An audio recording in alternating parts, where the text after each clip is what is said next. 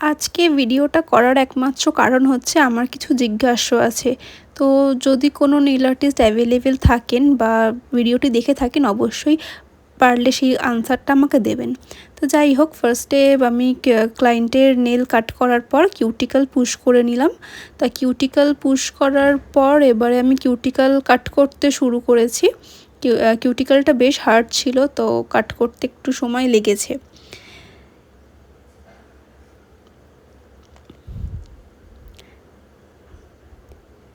তা এরপর কিউটিক্যাল কাট করা হয়ে গেলে আমি ফাইলের হেল্পে নেলসের ময়েশ্চারটা তুলে নিলাম, মানে নেলটাকে আমি রাফ করে নিলাম।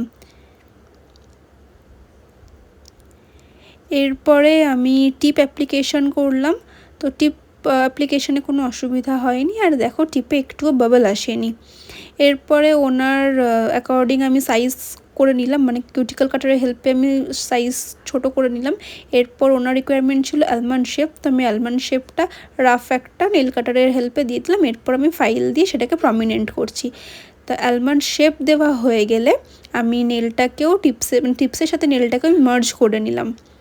তো এই পর্যন্ত সব ঠিক আছে। এইবারে আসি আমার কোয়ারিতে। আমি বেসিক্যালি অ্যাক্রেলিকটা মনোমার দিয়ে করতাম, কিন্তু আমি একটা নেইল আর্টিস্ট দিদির কাছ থেকে এই প্রসেসটা আমি শিখেছি।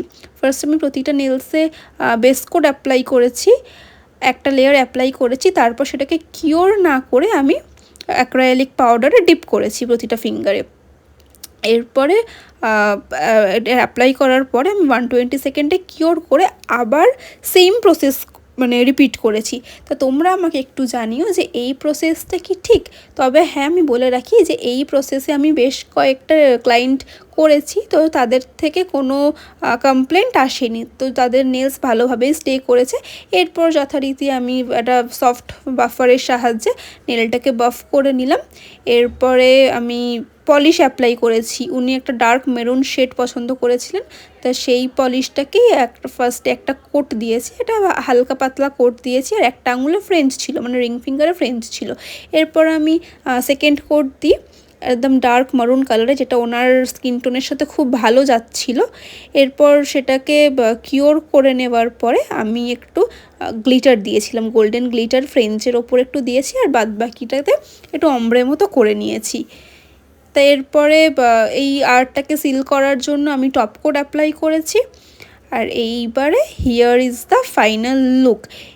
এই নেলসটা তোমাদের কীরকম লাগলো আমাকে অবশ্যই জানিও, আর আমার কোয়েশ্চেনের রিপ্লাইটা দিও।